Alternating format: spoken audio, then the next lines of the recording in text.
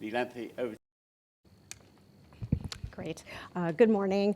My thanks to Vice Admiral Chauhan and the National Maritime Foundation for the invitation to participate in this important event for the Indian Navy. I'll provide my personal views based on my research.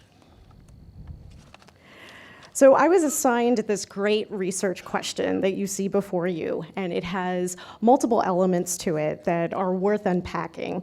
So there is a focus on 5 countries in the Indian Ocean, island states that you see here, and 3 dimensions with regard to China's maritime influence, and 2 timeframes, the contemporary era and thinking about the future.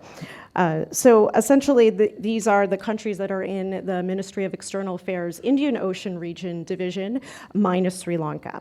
Now, in doing my research for this topic, the data sources were not always overflowing. So I've tried to list in here some sources in case those of you who are currently researching this topic, you can consult. And I recognize there are many of you in the audience who have served in these countries and operated in these countries and have deep expertise there.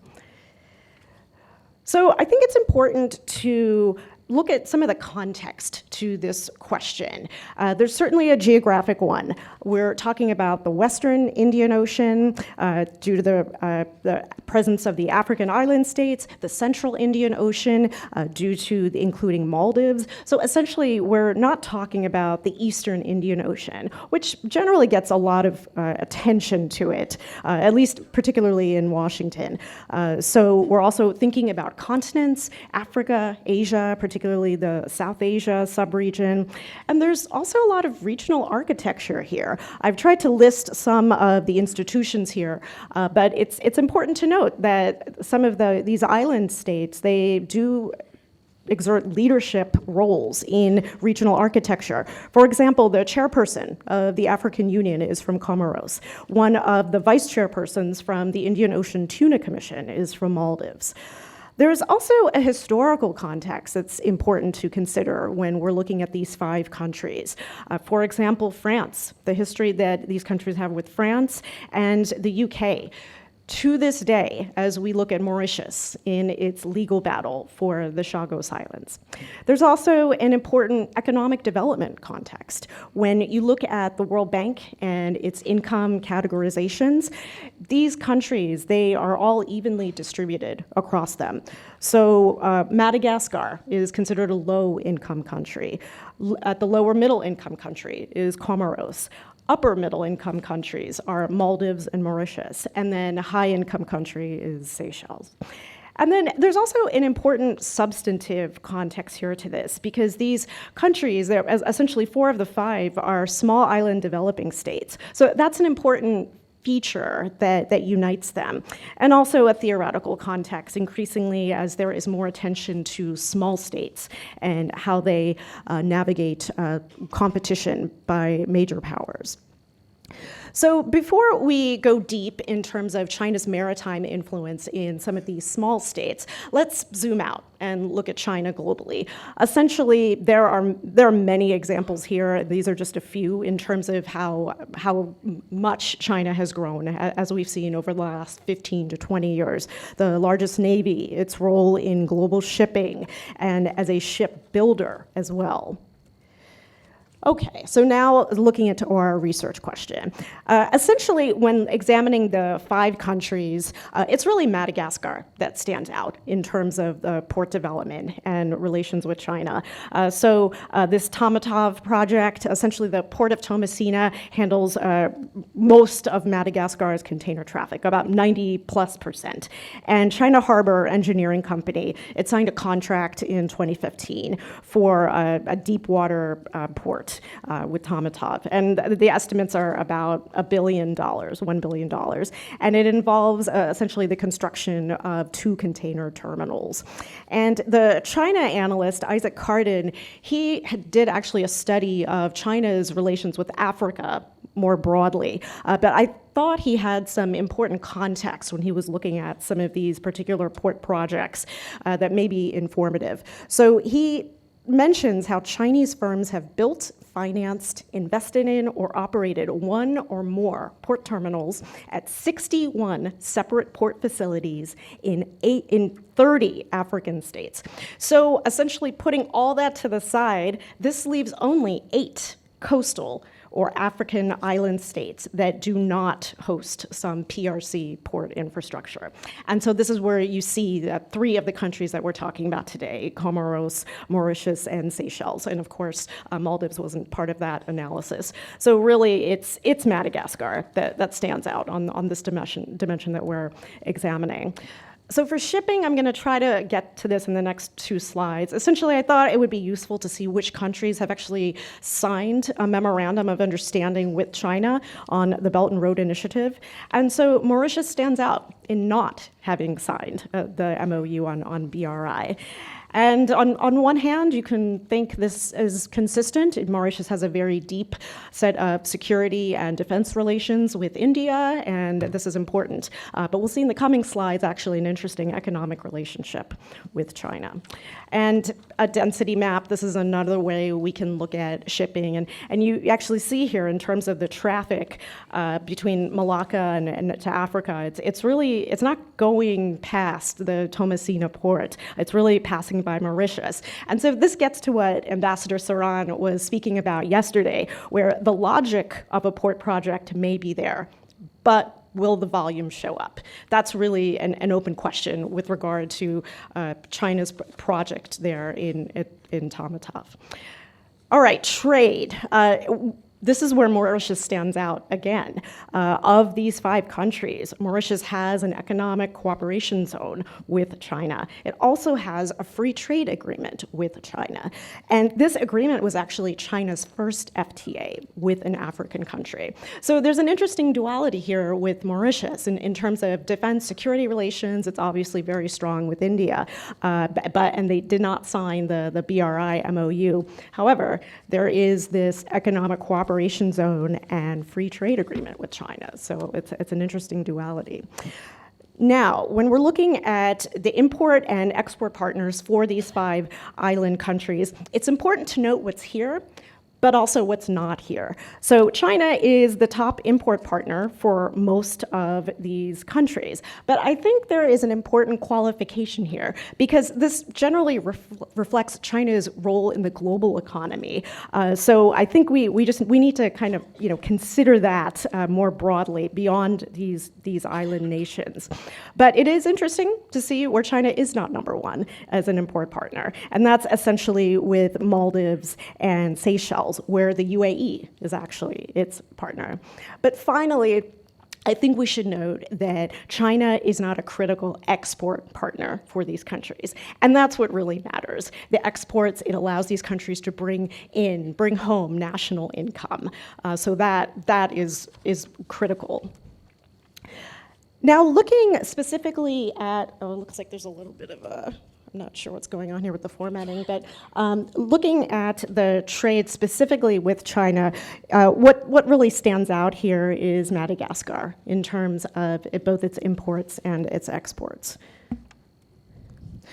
So to conclude, essentially the major takeaways are Mauritius, it has an economic cooperation zone with China and a free trade agreement with China. However, it did not sign the Belt and Road Initiative MOU with China. And then Madagascar, there is one port project there that's roughly $1 billion, and its trade with China stands out. So looking into the future, there are a few ways to go about this. Essentially, we can look at trends and we can develop some scenarios. One way to do it is just looking at the imports and exports to Maldives from China. Essentially, it's mostly a flat line despite some brief noise there, and some incremental change on China's exports.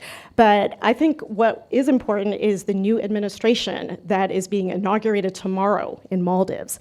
Essentially, will it pick up that discussion on a free trade agreement that took place? Essentially, the free trade agreement with China, it did not go into effect, but it was in a pretty advanced stage of discussion. So essentially, what will this incoming administration do for the next 5 years with regard to an FTA. So I think this is a question we should be tracking with regard to Maldives. And this is a data set from the Johns Hopkins University. It has 30 years of trade data with China and these countries. So I put in some trend lines here so you can see mostly some flat lines, some noise, but essentially that's what the story is there. The futures. So we can think about this in terms of low, medium, high scenarios, but China, those developments aren't necessarily going to be linear, and there can be some potentially disruptive actions that it could take in the Indian Ocean. And just looking at China as presence in the Indian Ocean, I think it's useful to kind of check in at 5-year increments. So if you look at by 2010, China was already participating in the counter-piracy operations and giving it a rationale for the regular transits that we see today. You fast forward to 2015, the Chinese submarines were already paying port visits in the Indian Ocean. You fast forward 5 more years to 2020, there's already China's first ever overseas base in Djibouti. So fast forward another 5 years, 2025, that's about a year from now. What are we going to see in the Indian Ocean? When is the aircraft carrier going to sail in the Indian Ocean? What about air operations? What's the time frame for that? And that's just military presence. There's also the significant commercial footprint that we're talking about today. And then natural disasters. I think this is a topic that has been well studied in South Asia for obvious reasons and in the Indian Ocean. But I think we need to increasingly look at those phenomenon in the southwest corner of the Indian Ocean. We're going to see China actually contribute more to relief operations, as we did see in Maldives during the water crisis in 2014, where it's already there. So also looking at the intersection between non-traditional security and traditional security, where we have the example of the 2004 tsunami and operational coordination between India, the United States, Japan, and Australia. That coordination ultimately had a strategic outcome in terms of the Quad. So what could we potentially see in terms of this realm of non-traditional security and natural disasters in the southwest corner of the Indian Ocean? So that's something I think we should be looking at.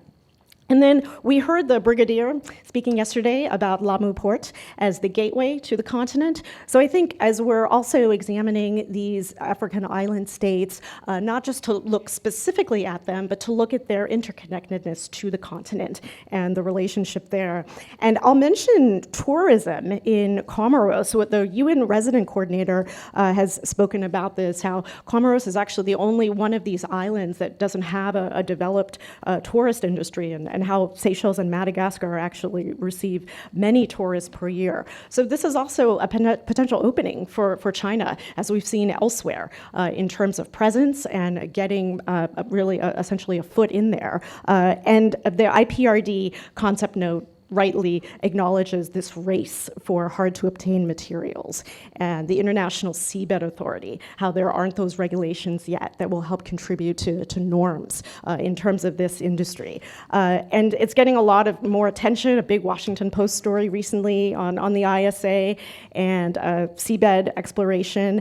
And of course, China has a significant interest in this. You'll see in purple, essentially, it's where it has its license for exploration in the Southwest Indian Ocean. And of course, India does, as do South Korea and Germany. And about a decade ago, German naval strategists were talking about this coming run for resources in the Southwest Indian Ocean.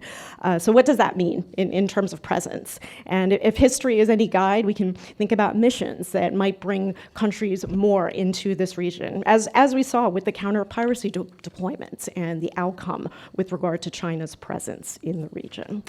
So going forward, thinking about ideas for cooperation, there are many associations, commissions, regional institutions where these members are members and participants. The United States and India, that cooperation is really soaring and has been for roughly the last decade, really soaring. We just had the 2+2 meeting here in Delhi, and one of the outcomes was welcoming the relaunch of consultations between the MEA and the US State Department on Africa. So pursuing cooperation, perhaps in these island states, considering what the possibilities may be there, that could be hold some potential benefit when we're thinking about the maritime connectivity in this corner of the Indian Ocean. This graphic is, of course, it's not new for anybody in this room, and I'm sure many in the room have contributed to the Maritime Security Strategy from 2015. And as an analyst, it's been fascinating to watch India's increasing interest in the Western Indian Ocean and essentially that expansion westward of interest in this strategy document from 2015, as essentially including the Mozambique Channel as a choke point of importance for India's primary area of interest is the entire Indian Ocean. And then the MEA followed the next year in terms of standing up the Indian Ocean Region Division.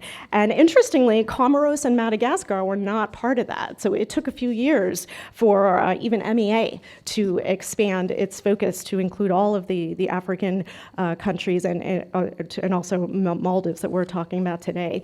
And so I look at that pattern, and as I look at the last decade or so of how the US has evolved in its articulation of interest in the region and what it actually calls the region. It's been interesting to see that evolution from Asia-Pacific to even a decade ago talking about the Indo-Pacific Economic Corridor, or IPEC, but that kind of fell away.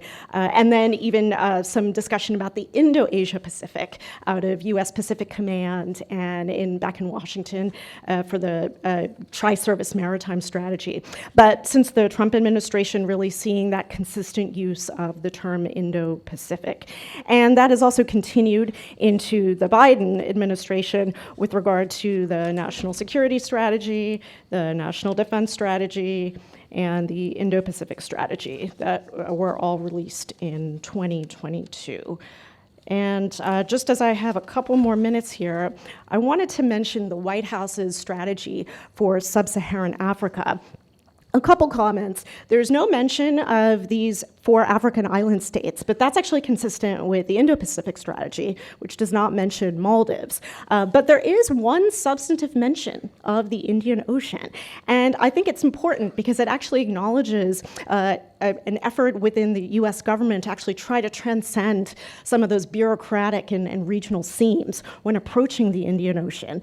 So there's a mention there about we will integrate African states in Indian Ocean and Indo-Pacific forums. And I think you can actually make the case that we are seeing some implementation of this strategy by the State Department. If you look at, in May of this year, US Deputy Secretary of State Sherman, she made a very clear statement at the Indian Ocean Conference about how the US wants to increase its engagement with the Indian Ocean region. And then later that month, the State Department issued a fact sheet, essentially asserting the US commitment to the Indian Ocean, and then actually pulling that border of the Indian Ocean westward to include the African island states. So you actually see mentions and discussions about these countries, Madagascar, Seychelles, Comoros, also talking about Maldives in a section on food security, and then specifically talking about the role of fish and protein as an element of food security. And then right at the end, there is a special section that actually covers 3 of the 4 African island states, Comoros, Mauritius, and Seychelles in the Indian Ocean. So I think this is consistent with this wider approach to the US diplomatic approach to the Indian Ocean, essentially including the reestablishment of the US Embassy in Seychelles and the establishment of an embassy in Maldives. So this is an interesting development. It's nascent, and it should continue to be tracked, but I think that's my time, so I'll stop there. Thank you.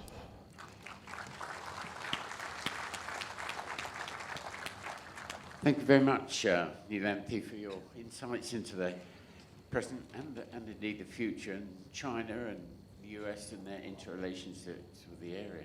I think 2 things stick out to me, at any rate, how difficult it is to generalize about 5 apparently really rather similar countries. And the second thing is it raises a question about what drives what. Is politics driving trade, or is trade driving politics, or is it both?